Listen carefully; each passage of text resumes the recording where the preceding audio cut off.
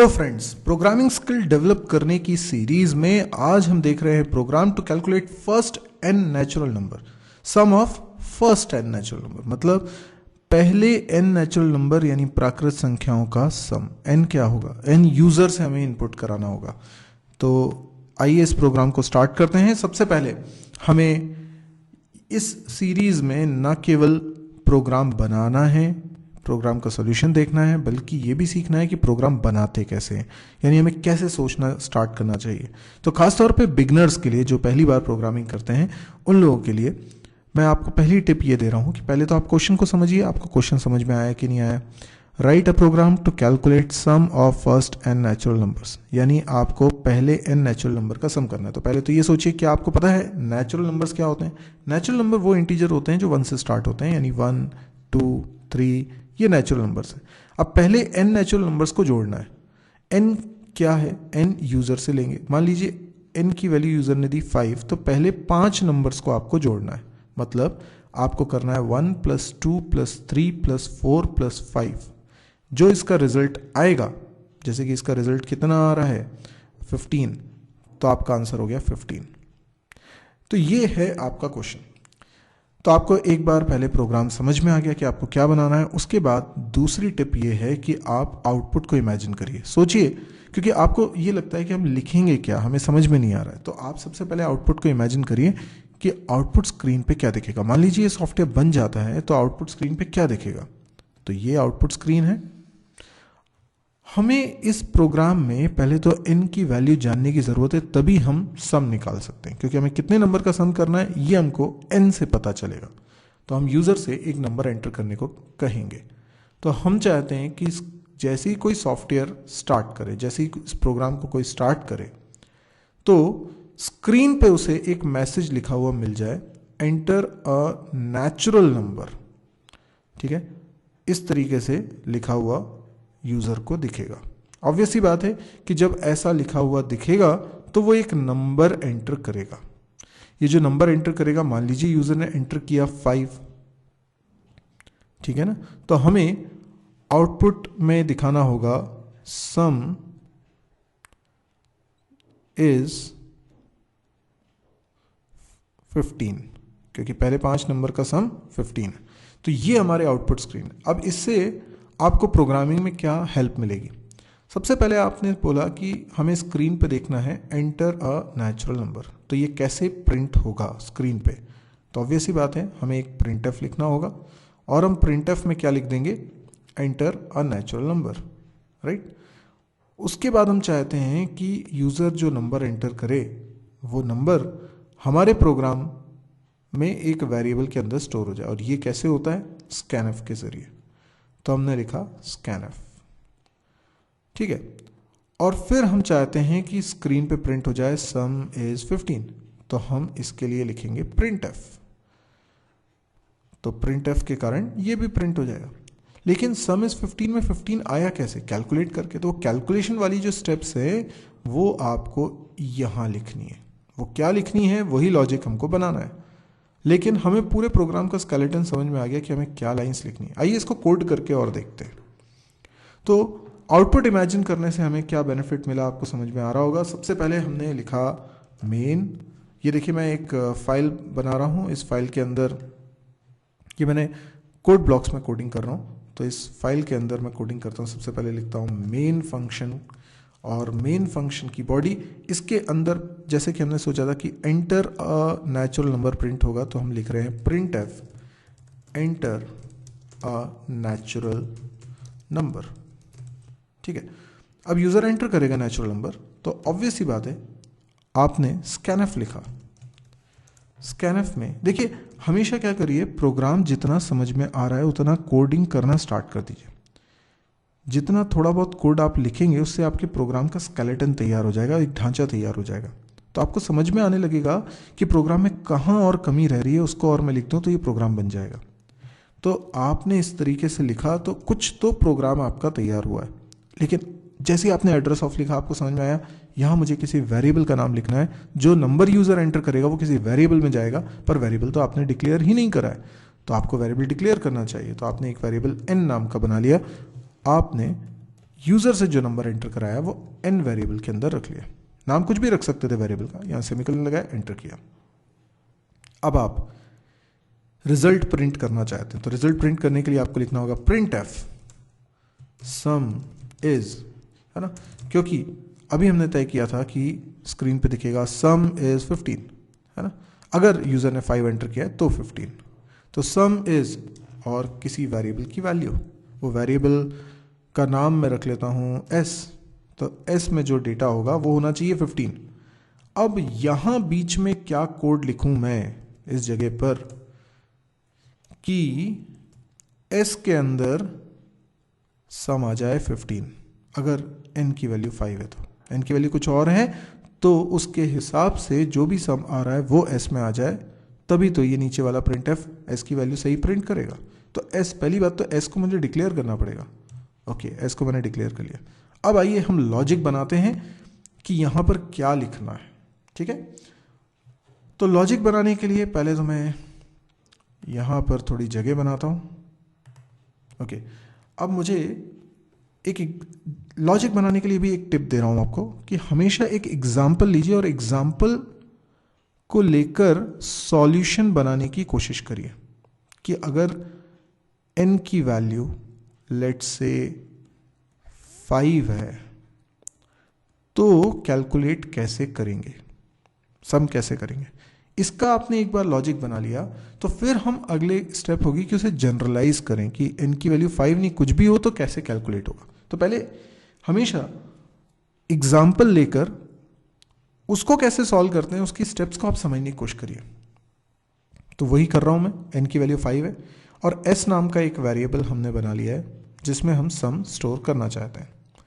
अब 5 का मतलब है मुझे 1 से 5 तक नंबर्स को ऐड करना है। तो मैंने कहा मुझे 1 से 5 तक नंबर्स को ऐड करना है, यानी 1 + 2 + 3 + 4 + 5। ठीक है, पर मैं ये सोच रहा हूं कि सम किस में रखूं, s में। तो क्यों ना सबसे पहले s में स्टोर कर दूं 1, ठीक है ना। फिर मैं s में स्टोर कर दूं, s में क्या रखा हुआ है, 1 रखा हुआ है ना, 1 रखा हुआ है, उसमें क्या जोड़ दूं, 2 जोड़ देता हूं, ठीक है ना। तो क्या हो जाएगा, 1 और 2 दोनों जुड़ जाएंगे। s में 1 रखा है, 1 + 2 क्या हो जाएगा, 3 हो जाएगा। 3 किस में चल जाएगा, s में। अब s में कितना है, 3 है ना, तो s में पहले 2 नंबर का सम है 3, उसमें ऐड कर दूंगा अगला नंबर 3। अच्छा, ऐसे बताइए इस लॉजिक को, अगर आपको समझने में दिक्कत जा रही है तो आपने पिगी बैंक यूज किया होगा, गुल्लक। तो मान लीजिए ये गुल्लक है, अब मैं इसमें रोज रुपए डालता हूं। तो पहले दिन मैंने 1 रुपये डाला, अगले दिन मैं 2 रुपये डालूंगा, फिर अगले दिन मैं 3 रुपये डालूंगा। ऐसे करके 5 दिन बाद मेरी गुल्लक में कितने रुपए हो जाएंगे ये मुझे बताना है। तो पहले दिन मैंने इसमें 1 रुपये डाला, अगले दिन मैं इसमें डाल रहा हूं 2 रुपये। तो मुझे बताइए जब 2 रुपये इसमें डालेंगे तो इस गुल्लक के अंदर तो 3 रुपये हो जाएंगे ना, यानी जो पहले से था वो इसमें जो नई वैल्यू आ रही है उसके साथ ऐड हो गए। तो इस गुल्लक को ही आप s मान लो। तो s में जो रखा है ये s देखिए, और उसमें आपने क्या ऐड कर दिया, 2, यानी जो आपने रुपए और डाले। तो s में कितना हो गया, 3 हो गया ना। अब अगले दिन आप s में गुल्लक में 3 रुपए डाल रहे हैं, तो ये जो 3 s के अंदर पहले से रखा है उसमें 3 रुपए और आ गए। तो s में जो रखा है 3 उसमें 3 और ऐड हो गए तो हो जाएगा 6। तो s की वैल्यू कितनी हो जाएगी, 6। अगले दिन 4 रुपए डालेंगे तो s में जो है 6 उसमें क्या ऐड हो जाएगा, 4, और रिजल्ट किस में स्टोर हो जाएगा, s में। तो ये 4 किस में चला गया, s में, 6 के साथ जुड़ गया तो s की वैल्यू हो गई 10। तो s में जुड़ता जा रहा है। अगले दिन हम इसमें 5 डालेंगे, इसका मतलब s में जो रखा है वो नहीं हटेगा, उसमें ये 5 और जुड़ जाएगा। गुल्लक में 10 तो पहले से थे, 5 और जाएंगे तो 15 हो जाएंगे। मतलब s में 10 था उसमें क्या ऐड हो जाना चाहिए, 5, तो s में क्या चला जाएगा, 15 चला जाएगा। तो 5 दिन बाद इस गुल्लक में होंगे 15 रुपए। अब जरा ध्यान से देखिए ये सारी स्टेप्स एक जैसी हैं, सब में लिखा है S assign S plus something, S assign S plus something, ठीक है, और वो जो समथिंग है वो इंक्रीज होता जा रहा है। अच्छा, पहली बार में मैंने एस असाइन 1 लिखा है, इसको भी जरा इसके जैसा बनाइए, तो मैं यहाँ लिख देता हूँ एस और यहाँ लिख देता हूँ 1, पर शर्त ये कि एस शुरुआत में क्या होना चाहिए, 0, तो एस की वैल्यू शुरुआत में 0 होनी चाहिए। एस की वैल्यू शुरुआत में 0 कैसे होगी, तो सिंपल है, जब एस आप बना रहे थे उसी वक्त आप उसमें वैल्यू क्या रख लेते, 0। अब क्या हो गया, एस में 0 है तो 0 + 1 तो 1 ही होता है, तो एस में सबसे पहले क्या साइन हुआ, 1, फिर और क्या जुड़ गया, 2 जुड़ गया, एस में जो था उसी में 2 जुड़ गया, फिर एस में जो था उसी में 3 जुड़ गया, 4 जुड़ गया, 5 जुड़ गया। कहाँ तक, कितनी बार चलेंगी ये स्टेप्स, n टाइम्स। जनरलाइज कर रहा हूँ मैं, अभी तो 5 था एग्जाम्पल इसलिए 5 बार चली, पर अगर n की वैल्यू 6 होती तो ये 6 बार चलती, एक और बार चलती, 10 होती तो 10 टाइम्स चलती, 100 होती तो 100 टाइम्स चलती। तो एक स्टेप को मुझे रिपीट करना है मतलब मुझे लूप लगाना है। तो बेसिकली मुझे s में कुछ ऐड करके असाइन करना है। क्या ऐड करना है, वो हर बार बढ़ना चाहिए, तो मैं एक वेरिएबल ले लेता हूं i, और i की वैल्यू 1 से स्टार्ट करता हूं और कहां तक ले जाता हूं, n तक। क्या होगा, ये स्टेप n टाइम्स चलेगी और हर बार i की वैल्यू 1 बढ़ती जाएगी। तो जब लूप खत्म होगा तो इसके अंदर रिजल्ट आ चुका होगा। इसी बात को इंप्लीमेंट करते हैं हमारे प्रोग्राम में। हमने एक और वेरिएबल बनाया i, और अब मैं ये जो क्वेश्चन मार्क लगे हैं इनकी जगह पर मैं लिखता हूं एक लूप, i की वैल्यू 1 से स्टार्ट करता हूं, i <= n तक चलाता हूं और i++ लिखता हूं, और s में असाइन करता हूं s + i। ध्यान रखिएगा ये s में 0 रखना शुरुआत में जरूरी है, वरना s के अंदर गार्बेज होगा और पहली बार में जब एडिशन होगा तो गार्बेज प्लस होगा, तो रिजल्ट गलत हो जाएंगे। इसलिए s में 0 रखना शुरुआत में जरूरी है, और ये भी अपन ने लॉजिक बनाते वक्त भी समझा था। लूप के अंदर क्योंकि एक ही स्टेटमेंट है इसलिए मैंने कर्ली ब्रैकेट नहीं लगाए। तो ये printf लूप के बाहर लिखा है, और जब चलेगा तो s की वैल्यू प्रिंट हो जाएगी। अब मैंने इसको सेव कर लिया है, इसको मैं कंपाइल रन कर रहा हूं, तो देखते हैं अगर जैसे ये आउटपुट आया, एंटर अ नेचुरल नंबर, जैसा कि हमने एक्सपेक्ट किया था कि नेचुरल नंबर प्रिंट होना चाहिए, नेचुरल नंबर प्रिंट करने को वो कहे। उसके बाद मैंने 5 एंटर किया तो 15 प्रिंट कर दे। देखिए सम इज 15 प्रिंट हो रहा है। आप कुछ दूसरा भी एंटर करके देख लीजिए, जैसे एक बार फिर रन करता हूं और अब मैं एंटर करता हूं 10, तो पहले 10 नेचुरल नंबर ऐड हो जाएंगे। 10 नेचुरल नंबर यानी 1 से लेके 10 तक, सम आएगा 55, यस 55।